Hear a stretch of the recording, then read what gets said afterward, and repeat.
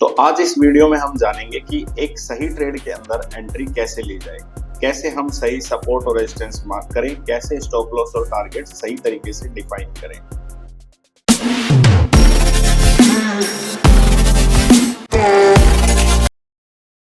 Hello everyone, welcome to with brother trading hub. तो जैसा कि आपने थंबनेल देखा, आज का वीडियो होने वाला है लाइव ट्रेड एनालिसिस का।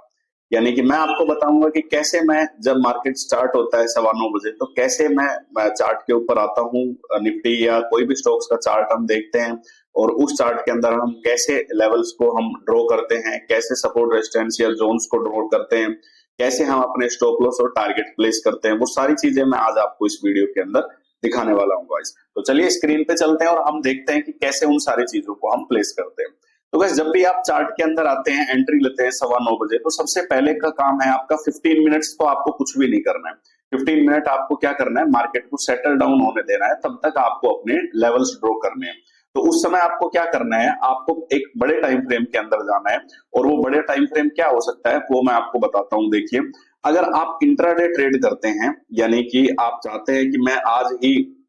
ट्रेड को लूं और आज ही मेरा प्रॉफिट हो जाए, तो इंट्राडे के अंदर आपको जो करना है वो क्या करना है,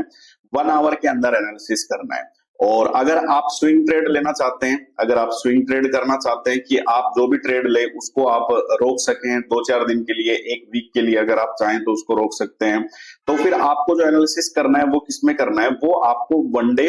या फिर 1 वीक के अंदर आपको एनालिसिस करना है चार्ट को। और अगर आप स्कैल्पिंग करना चाहते हैं, यानी छोटा सा मूवमेंट लेके मार्केट से अपने प्रॉफिट्स निकालना चाहते हैं, तो फिर आपको क्या करना है, आपको 15 मिनट्स के अंदर या फिर 5 मिनट्स के अंदर आपको चार्ट को एनालिसिस करना है गाइस। तो सबके ट्रेडिंग स्टाइल अलग अलग होते हैं, लेकिन बेटर मैं प्रेफर करता हूं कि 1 आवर्स के लेवल को जो मार्केट होता है वो बहुत अच्छे तरीके से फॉलो करता है और एक पूरे दिन के अंदर हम एक बढ़िया ट्रेड हम यहाँ से निकाल सकते हैं। जैसा कि मैंने आज एक ट्रेड निकाली जो मैं आपको अभी दिखाऊंगा कि कैसे मैंने उसको लेवल्स ड्रॉ किए मार्केट ओपन होते ही और प्रॉफिट उसके अंदर मैंने बुक किया गाइस। तो वो मैं आपको दिखाता हूँ। देखिए, तो अगर आप चलते हैं इसके अंदर, चार्ट के अंदर मैं आपको दिखाता हूँ।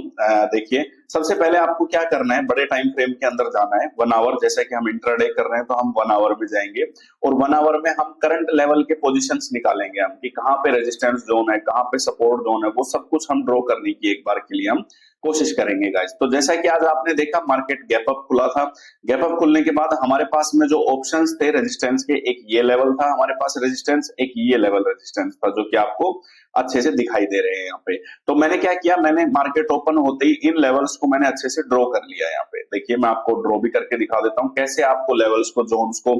ड्रॉ करना होता है। वो सबसे ज्यादा जरूरी चीज है, वो आपको आना चाहिए। तो जैसे ही मार्केट यहाँ पे ओपन हुआ तो मेरे पास एक ये सेलिंग एरिया था, जो कि यहाँ पे ये मुझे दिखाई दे रहा था कि पिछली बार सेलर्स जब एक्टिव हुए थे इस एरिया के अंदर तो वो मार्केट को लगभग यहाँ तक लेके आए थे, यानी 26,100 के लेवल तक लेके आए। समथिंग 200 पॉइंट सेलर्स ने यहाँ पे मार्केट को डाउन किया, तो ये एक अच्छा सेलिंग एरिया था। फिर मैं दूसरी बार देखा, मैंने यहाँ पे एक मेरे पास लेवल जो नजर आ रहा था वो सपोर्ट जोन के रूप में मुझे ये लेवल दिख रहा था, जो कि ये लेवल था। देखिए, ये वाला लेवल, क्योंकि यहां जब मार्केट फॉल हुआ इस जगह से तो मार्केट ने एग्जैक्ट इसी जोन के पास से मार्केट ने एक वापस बाउंस बैक किया और वापस एक रिट्रेसमेंट लेके नीचे आया, जिसके बाद आज मार्केट यहाँ पे गैप अप ओपन हुआ। तो ये की एरियाज मेरे पास यहाँ पे निकल के आ चुके थे। इसके बाद मैंने देखा कि क्योंकि निफ्टी अभी ऑल टाइम हाई चल रही है, तो ऑल टाइम हाई चलने की वजह से क्या हुआ, मैंने उसको डे या वीक में जो भी उसका लेवल था मैंने इसको मार्किंग किया, जो ये पिछले बार का हाई था, जो कि 2024 में निफ्टी ने जो हाई किया था, मैंने इसको मार्किंग की। उसके बाद मैं आ गया 5 मिनट पे। 5 मिनट पे आने के बाद मैंने देखा, 5 मिनट पे आने के बाद मैंने देखा कि यहाँ पे जब मार्केट ओपन हुआ, ओपन होने के बाद ही ये एक जोन एरिया था जो कि सेलर्स का जोन है, जो कि पीछे तक आप आराम से देख सकते हैं। यहाँ मैं आपको दिखा भी देता हूँ। ये देखिए, ये एक जोन एरिया था जहां पे मार्केट अभी काम कर रहा था। तो यहां से मार्केट ने ओपन किया गैप अप, लेकिन सेलर्स ने पूरा प्रेशर डाल के मार्केट को वापस उसी जोन के अंदर लेके आए। तो कभी भी मार्केट में जब फर्स्ट 5 मिनट की कैंडल ओपन होती है तो आपको कभी भी ट्रेड नहीं करना है, आपको वेट करना है कि मार्केट एक अच्छा सा स्ट्रक्चर आपके सामने लेके आए, जिससे आप बढ़िया तरीके से आप उस ट्रेड के अंदर एंट्री ले सकते हैं। फिर यहाँ पे मैंने देखा कि ये ऑल टाइम हाई के पास मार्केट ने एक सपोर्ट बनाने की कोशिश की, लेकिन एक बाइंग आई, लेकिन वापस इसी जो सेलिंग एरिया था यहीं से ही एक अच्छी रेड कैंडल जो आपको दिख रही होगी, ये वाली रेड कैंडल मुझे देखने को मिली, जो कि मेरे लिए एक बहुत अच्छा इंडिकेशन था सेलिंग के लिए।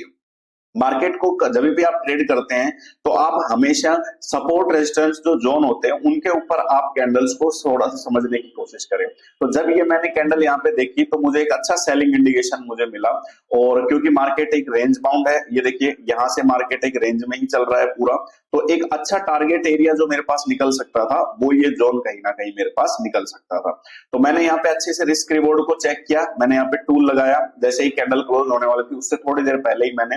और जैसे ही मैंने इसको देखा तो यहाँ पे मेरा जो स्टॉप लॉस आ रहा था, कुछ लोग गलती क्या करते हैं कि यहाँ पे आपको दिख रहा होगा 30 रुपए का स्टॉप लॉस दिख रहा है, तो कुछ लोग क्या करते हैं इसको 30 पे ही फिक्स करके रख देते हैं, लेकिन नहीं, आपको क्या करना है, इसका बफर देना है, लगभग आपको 8 से 10 पॉइंट का बफर देके, और मेरे पास जो टारगेट निकल के आ रहा था वो ये जोन निकल के आ रहा था कहीं ना कहीं, जो कि ये एरिया था यहाँ पे। तो आप देखेंगे कि यहाँ पे मुझे जो रिस्क रिवॉर्ड रेशियो मिल रहा है वो लगभग 2.7 का रेशियो मिल रहा है, यानी कि इस ट्रेड के अंदर मुझे 1:2, यानी अगर रिस्क की बात हम लोग करें तो रिस्क मेरे पास था सिर्फ लगभग 40 पॉइंट का, लेकिन प्रॉफिट मुझे यहाँ पे मिले 106 पॉइंट का प्रॉफिट मुझे लेने को मिला यहाँ पे। क्यों? क्योंकि मैंने इसको अच्छे से मार्केट को वेट किया, मैंने देखा उसको अच्छे से कि भाई मार्केट कर क्या रहा है, क्योंकि मार्केट अभी सेलिंग एरिया के पास में, अगर ये मार्केट यहाँ से ब्रेकआउट करता और अगर मुझे बाय करना होता तो मैं सिर्फ और सिर्फ इस कैंडल के ऊपर ही बाय करता, उससे पहले मैं बाय नहीं करता, क्योंकि लास्ट सेलर्स जो है वो यहीं पे ही मौजूद थे अभी।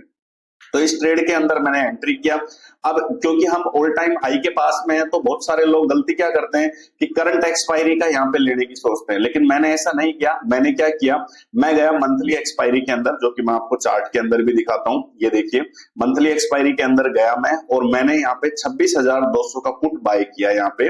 जो कि इसी कैंडल के अंदर मैंने बाइंग की यहाँ पे इसको, जो कि हम देखिए चार्ट के अकॉर्डिंग चलते हैं तो हमारी जो एंट्री कैंडल है वो ये है। 211.90 का मेरा बाइंग ऑर्डर था यहाँ पे, और जो टारगेट हुआ मेरा वो देखिए मैं आपको लेके चलता हूँ उसी कैंडल के ऊपर जहां पे मेरा टारगेट कंप्लीट हुआ।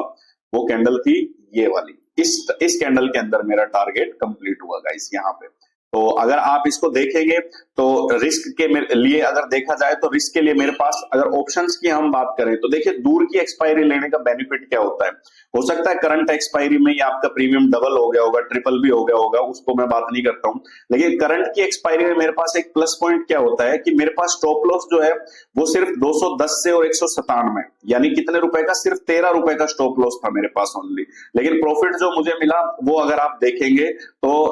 210 से 262, यानी लगभग 52 पॉइंट्स का टारगेट मुझे यहाँ पे मिला, 52 पॉइंट का टारगेट मुझे मिला, लेकिन स्टॉप लॉस कितना था, ओनली 13 रुपए का स्टॉप लॉस बनता मेरा, यानी 1352 यानी 52 पॉइंट्स, 1:4 मिला मुझे ऑप्शंस के अंदर, जो कि अगर आप यहां अगर देखते हैं चार्ट के अंदर अगर देखते हैं तो यहां आपको सिर्फ 1:2.7 ही मिल रहा है, लेकिन ऑप्शंस क्योंकि मैंने मंथली एक्सपायरी का लिया, क्योंकि मंथली एक्सपायरी के जो ऑप्शंस होते हैं वो डिके नहीं होते हैं जल्दी से, तो यहाँ पे मुझे बेनिफिट क्या हुआ कि मुझे यहाँ पे ऑप्शंस के अंदर 1:4 लेने का मौका मिला। तो आप भी गाइस जब भी ट्रेड करते हैं तो हमेशा इस चीज का आपको ध्यान रखना है कि आप करंट मार्केट में जो अभी लेवल्स चल रहे हैं उनको आप ज्यादा से ज्यादा रिस्पेक्ट दीजिए और उन जोन्स को आप क्रिएट कीजिए अच्छे से, ताकि उन जोन्स के अंदर ही आपके प्रॉफिट के टारगेट और स्टॉप लॉस आपके पास निकल के आते हैं, जिससे आप भी पूरे दिन के अंदर अच्छी तरह एक प्रॉफिटेबल ट्रेड यहाँ पे एग्जीक्यूट कर सकते हैं। अब देखिए ये ट्रेड मैंने ली तो इसमें कोई भी ऐसा कोई रॉकेट साइंस नहीं था, सिंपल लॉजिक इस ट्रेड के पीछे था, वो था कि रेजिस्टेंस पे मुझे एक अच्छा सेलिंग प्रेशर दिखा तो मैंने यहाँ पे एंट्री लिया और सपोर्ट के जोन के पास मेरा यहाँ पे टारगेट कंप्लीट हुआ गाइस। तो आप भी इसी तरह नॉर्मल तरीके से प्राइस एक्शन के साथ ट्रेडिंग कर सकते हैं और प्रॉफिट कमा सकते हैं गाइस यहाँ पे। तो वीडियो अच्छा लगा हो आपको तो चैनल को लाइक करें, सब्सक्राइब करें और नोटिफिकेशन आइकन ऑन रखें, ताकि ऐसे ही मैं आपको डेली अपडेट्स देता रहूं, ताकि आप मार्केट को